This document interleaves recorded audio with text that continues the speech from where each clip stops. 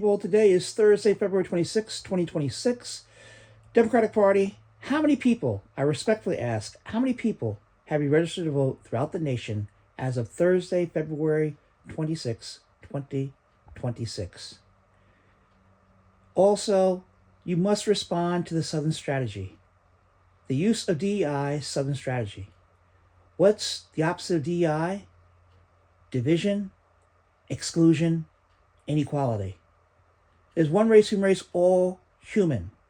DEI has been used mainly by what? White women, right? As well as others. Okay? You have to bring people together. Everyone has a right to life, liberty, and happiness. Now, watch this, my wonderful people.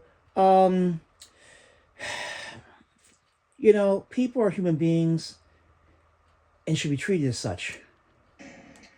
An extremely disturbing story to tell you about today off the campus of Columbia University right here in New York City. Students and community members are protesting right now.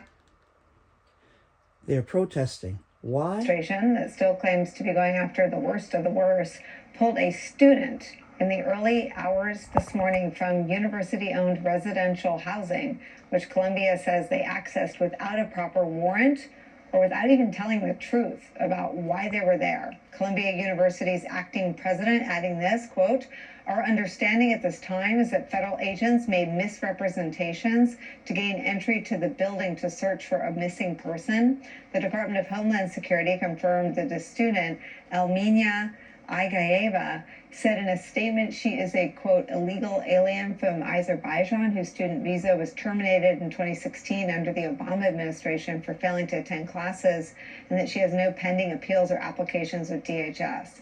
The New York Times is reporting that her friends identified her by a slightly different first name, Ellie, and said that she is a senior in the university's School of General Studies, majoring in neuroscience and political science. There is a video of her arriving back home this afternoon. She posted to her Instagram account after being released that she's safe and okay, but, quote, in complete shock over what happened.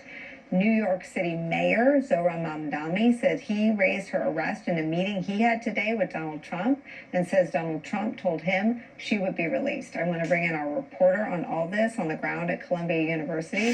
Josh Einiger, Basil, and Michael are still with us. Josh, take us inside what happened. Nicole, there's frankly so much that is hard to understand about what happened here today at Columbia.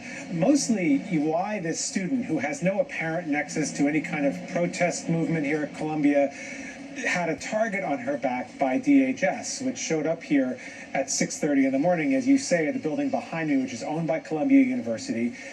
Columbia sources say that these federal agents showed up.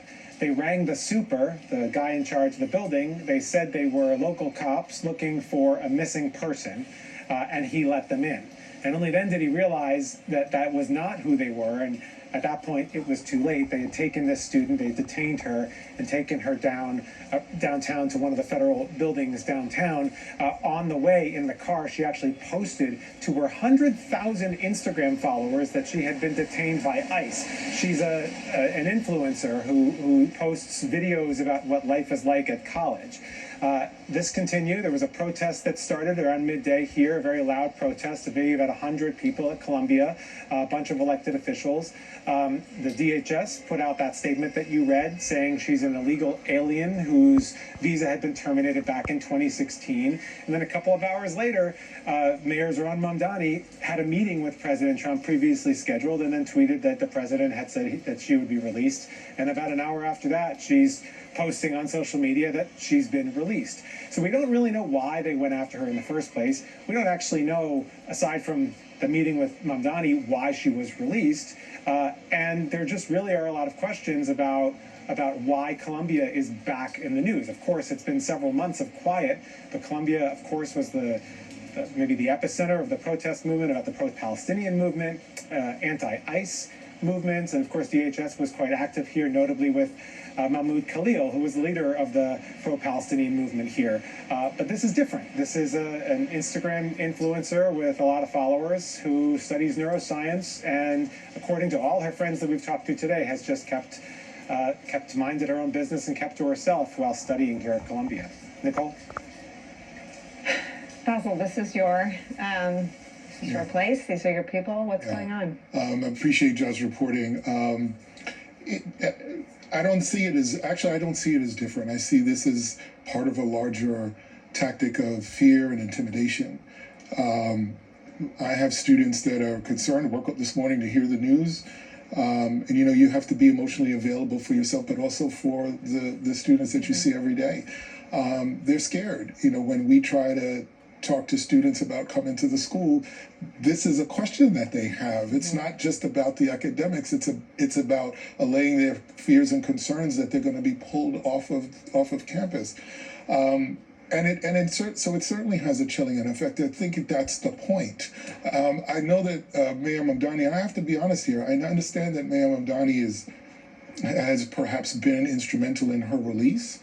But frankly, whatever kind of relationship that he has with the president, that maybe we can chuckle at some point and say, it's like minds, being respectful of each other. He has got to take a stand.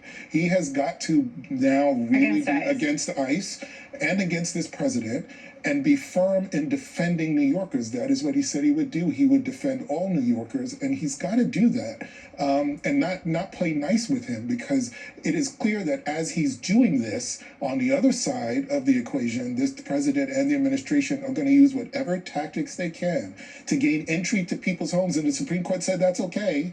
They can profile as many people as they want, and they can gain access without these warrants, that they have the ability to go in and take people and disappear them. And not everybody's going to be able to have the benefit of the mayor's conversation with the president to perhaps get them. Or their own time to testify. Is it legal to say you're a different law enforcement agency? Generally, yes.